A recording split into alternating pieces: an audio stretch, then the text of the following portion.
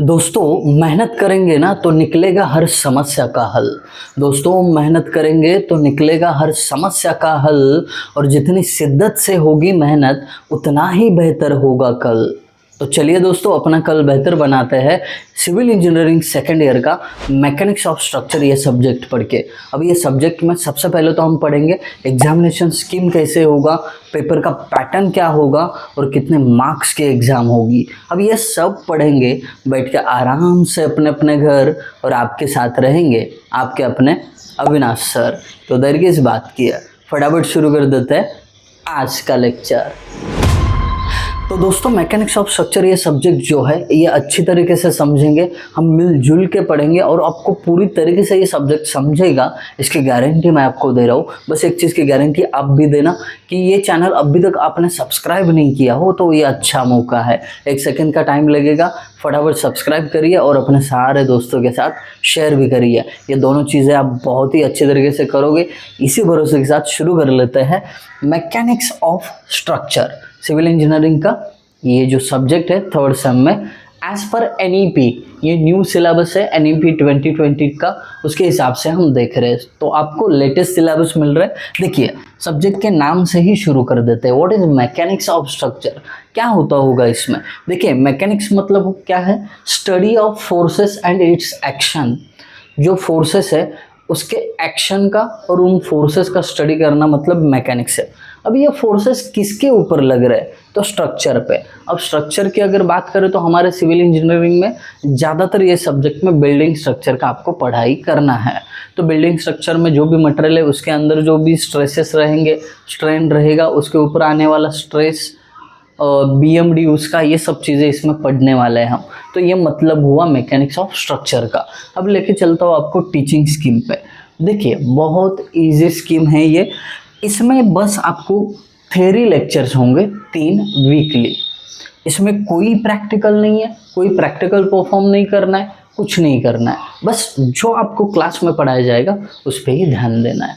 Okay, ये हुआ teaching scheme. उसके बाद एग्जामिनेशन स्कीम पे आते हैं। देखिए इसके जो internal assessment test 1, internal assessment test 2, ये IAT मतलब इंटरनल असेसमेंट टेस्ट 2, ऐसे 2 टेस्ट होते हैं। इसमें से पहला जो टेस्ट है इंटरनल असेसमेंट टेस्ट 1, ये 2.5 से 3 चैप्टर जब कंप्लीट होते हैं, मतलब 40 to 50% आपका सिलेबस खत्म होता है ना, तो पहला टेस्ट होता है 20 मार्क्स का। फिर उसके बाद अगले 3 चैप्टर 4, 5, 6 जब भी कंप्लीट होंगे उनके ऊपर 20 मार्क्स का एक टेस्ट होगा। ऐसा कुल मिला के 40 मार्क्स इंटरनल असेसमेंट टेस्ट को है। उनमें से आपको मिनिमम 16 मार्क्स लाने ही लाने हैं, तो जाके आप पास हो सकते हो। अदरवाइज इंटरनल KT का प्रोविज़न है वहाँ पे, बट कोई इंटरनल KT के लिए लायबल नहीं रहेगा या किसी को इंटरनल KT नहीं लगेगी, क्योंकि आप अच्छे तरीके से पढ़ोगे तो आगे भी बढ़ोगे। चलिए इसके बाद थ्योरी एग्ज़ाम की बात करें, एंड सेमेस्टर एग्ज़ाम जो होती है ना, उसमें आपको 60 मार्क्स का पेपर देना है। उसके लिए पूरा 2 आवर्स का ड्यूरेशन रहेगा, 2 घंटे में 60 मार्क्स का पेपर लिखना है। इक्वेशन एकदम सेट है, आराम से हो जाता है, समय की भी कमी नहीं होती है। अब जो बच्चे पूछते हैं कि सर पासिंग कितने के लिए होगा, चल दोस्त बता देता हूँ आपके लिए भी। ये जो पासिंग मार्क्स है ना, ये 24 है, ठीक है। 60 में से 24 मिल गए तो आप पास हो। यही बात समझ में। तो ये थ्योरी एग्जाम की बात की हमने। अब चलते हैं टर्म वर्क, प्रैक्टिकल ओरल कुछ रहेगा क्या इसमें, तो इसमें टर्म वर्क प्रैक्टिकल ओरल कुछ भी नहीं है। जो भी है थ्योरेटिकल पार्ट है, मतलब न्यूमेरिकल वगैरह सॉल्व करना है वो चीज़ है। और ऐसे कुल मिला के 100 मार्क्स हो जाते हैं, 40 इंटरनल असेसमेंट टेस्ट के और 60 एंड सेमेस्टर एग्जाम के। तो यहाँ पे आपका एग्जामिनेशन स्कीम मैंने बता दिया। अब चलिए समझते हैं कि इसमें कौन से मॉड्यूल्स हमें पढ़ने हैं।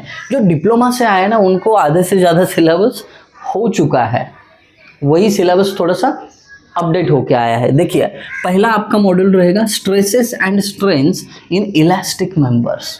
वही जो आपने पढ़ा था वही स्ट्रेस है, स्ट्रेन है, बस इलास्टिक मेंबर में आपको पढ़ना है। इलास्टिक मेंबर मतलब क्या, जो हुक्स लॉ को ओबे करता है। Stress strain directly proportional up to elastic limit, ये सारी डिटेल में चीज़ें जो है चैप्टर के अंदर पढ़ेंगे, बट याद रखना स्ट्रेस स्ट्रेन निकालना है। ये पहला मॉड्यूल हो गया। आई बात समझ में। सेकंड मॉड्यूल, अब ये इसलिए बताया जाता है ताकि आपको सब्जेक्ट के बारे में ना आइडिया आ जाए, ओवरव्यू रहे, पहले से ही आइडिया होना बहुत ज़रूरी है ताकि आप आगे जाके कंफ्यूज ना हो जाए या आपको कोई राइट पाथ नहीं है, राइट डायरेक्शन नहीं है, इसके लिए ये बता रहा हूँ कि आगे जाके क्या करना है। सेकंड मॉडल, उसमें analysis of beams and portal frames ये करना है। एक्चुअली एनालिसिस ऑफ बीम्स मतलब क्या है, आपको यहाँ पे ना SFD BMD वगैरह पढ़ना है, ठीक है। SFD BMD shear force diagram, bending moment diagrams.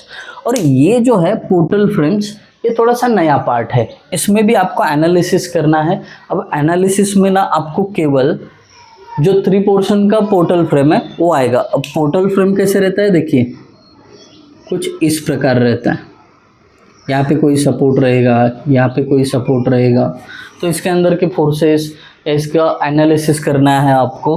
अब इसमें कभी कभी ना इंटरनल हिंज भी हो सकता है, विदाउट हिंज भी हो सकता है, ये डिटेल चीज़ें चैप्टर के अंदर जाके देखेंगे। बट अभी के लिए इतना याद रखो कि बीम का एनालिसिस मतलब SFD BMD है और पोर्टल फ्रेम मतलब कुछ इस प्रकार का स्ट्रक्चर रहेगा, उसका एनालिसिस करना है। अभी के लिए इतना काफ़ी है। आगे बढ़ते हैं हम तीसरे चैप्टर पे। ये अगेन डिप्लोमा का जो पहला चैप्टर था मोमेंट ऑफ इनर्शिया, वहाँ से ही है। एरिया मोमेंट ऑफ इनर्शिया, वही फॉर्मूलेज रहेंगे, रेक्टेंगल, सर्कल, सेमी सर्कल, जो भी शेप बनेंगे उसका मोमेंट ऑफ इनर्शिया, साथ में T सेक्शन का, I सेक्शन का, C सेक्शन का, जो भी सेक्शन दिया जाएगा उसका मोमेंट ऑफ इनर्शिया निकालना है आपको। फिर उसके बाद सेकंड जो पोर्शन रहेगा इस थर्ड मॉड्यूल में वो रहेगा bending and shear stresses in beams. अगर आपको याद है ना, डिप्लोमा में आपको ये 5th चैप्टर था जहाँ पे आपको पहले एरिया मोमेंट ऑफ इनर्शिया निकालना पड़ता था, फिर आगे जाके बेंडिंग स्ट्रेस, शेयर स्ट्रेस का एक इक्वेशन था, फ्लेक्सुरल इक्वेशन वगैरह, वो सब देखेंगे हम इन डिटेल चैप्टर में। आइडिया देख के रख रहा हूँ कि आपको पढ़ना क्या है, ठीक है। उसके बाद 4th मॉड्यूल, अब इसमें torsion in shafts and stresses in columns. अब ये टॉर्शन आपको डिप्लोमा में नहीं था, तो अभी ये नए सिरे से आया है। टॉर्शन बहुत इजी है, जैसे बेंडिंग या फ्लेक्सुरल इक्वेशन होता है वैसे टॉर्शन का भी एक इक्वेशन है, उसके हिसाब से जो शाफ्ट होते हैं, सॉलिड सर्कुलर शाफ्ट, फिर हॉलो सर्कुलर शाफ्ट, इसका टॉर्शन मतलब कपड़े जैसे हम कपड़े पहनते ना, वो उसी लायक है ऐसा, तो वो टॉर्शन इफेक्ट होता है, उसको देखेंगे डिटेल में और भी। और दूसरा जो है स्ट्रेसेस इन कॉलम्स, अपना यूलर्स रैंकाइन्स फार्मूला जो है वो यूज़ करना है। आई बात समझ में? तो ये 4th चैप्टर या 4th मॉड्यूल यहाँ पे कवर हो जाएगा। 5th principal plains and stresses, यहाँ पे थोड़ा सा चेंज है, मोर सर्कल वगैरह यूज़ करेंगे हम। एनालिसिस यहाँ पे ग्राफिकल रहेगा, एनालिटिकल रहेगा बीम्स का। तो ये चैप्टर थोड़ा सा नया है बट इजी है, समझ लेंगे हम, इसके बारे में ज़्यादा बात अभी नहीं करते हैं। 6 जो है trusses and 3 hinged parabolic arches. अभी ये जो चैप्टर है ना, जो आपके पहले वाला स्कीम था, अभी तो NEP 2020 स्कीम चल रहा है, इससे पहले जो रिवाइज 2019 स्कीम था उसमें ये स्ट्रक्चरल एनालिसिस में था ये, ठीक है। उसमें trusses and 3 hinged parabolic arch ये पहला चैप्टर था या पहला मॉड्यूल था, वो वहाँ से निकाल के अब यहाँ पे मॉस में डाल दिया है। बहुत इजी है। ट्रस एनालिसिस जो हमने टॉस में पढ़ा था लास्ट आखिरी chapter, joint method, section method, वो वाली चीज़ इसमें रहेगी। और दूसरा जो सेकंड हाफ है मॉडल नंबर 6 का, उसमें 3 हिंज्ड पैराबोलिक आर्च, मैं आर्च निकाल के दिखाता हूँ आपको। यहाँ पे साइड में कुछ इस प्रकार का आर्च रहेगा, इसके दोनों साइड कुछ ऐसे सपोर्ट्स रहेंगे, ठीक है। अब ये सपोर्ट जो है इसके कारण कुछ इसके अंदर स्ट्रेसेस डेवलप होंगे, फोर्सेस डेवलप होंगे, रेडियल शियर, नॉर्मल थ्रस्ट, ये सारी चीज़ें यहाँ पे निकालनी है। बट आर्च कुछ इस तरीके से रहता है,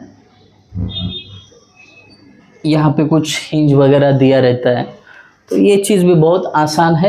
एक्चुअली इसका स्ट्रक्चरल एनालिसिस में वीडियो डाला है मैंने, अगर किसी को देखना है, क्योंकि ये चैप्टर तो एंड में लेंगे हम, पहले ही देखना है तो स्ट्रक्चरल एनालिसिस का प्लेलिस्ट देख लीजिए, उसमें मिलेगा आपको, ठीक है। डन। अब ये हुए सारे 6 मॉड्यूल्स जिसको हमें पढ़ना है for the 60 marks theory exam. अब ये 60 मार्क्स का थ्योरी एग्जाम पेपर पैटर्न कैसा रहेगा, चलिए बताता हूँ। पहले तो आपको रहेंगे total 5 question, 1 question 2 question 3 question 4 और क्वेश्चन 5। अब जिसमें से ये जो पहला क्वेश्चन है ये कंपलसरी रहता है, ठीक है, ये कंपलसरी सॉल्व करना रहता है और हर एक क्वेश्चन को 15 मार्क्स का वेटेज है, 15 15 15 15, ठीक है।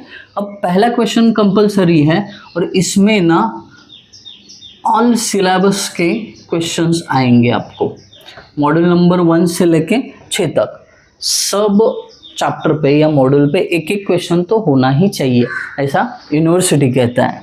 अब इसमें ना टोटल 5 बिट होते हैं, A B C D E, इसमें से 3 जो है अटेम्प्ट करने होते हैं, एनी 3, ठीक है। तो अगेन आप कोई 2 चैप्टर भी छोड़ दिए ना तो बचे हुए 4 चैप्टर पे आराम से 3 क्वेश्चंस हो सकते हैं, ठीक है। ये क्वेश्चन 1 कंपलसरी का बता दिया। सेम क्वेश्चन 2 जो है इसमें ए बी बीट रहेंगे, 3 में ए बी, 4 में ए बी या कभी ए बी सी भी रह सकता है, बट टोटल 15 मार्क्स का ही रहेगा। तो ये पहला कंपलसरी हुआ और ये बच्चे 2 3 4 5 में से एनी 3, ठीक है। बचे हुए 4 में से कोई भी 3 आपको अटेम्प्ट करना है। तो कुछ इस प्रकार, अब इसमें भी जो क्वेश्चंस रहेंगे ना मिक्स रहेंगे।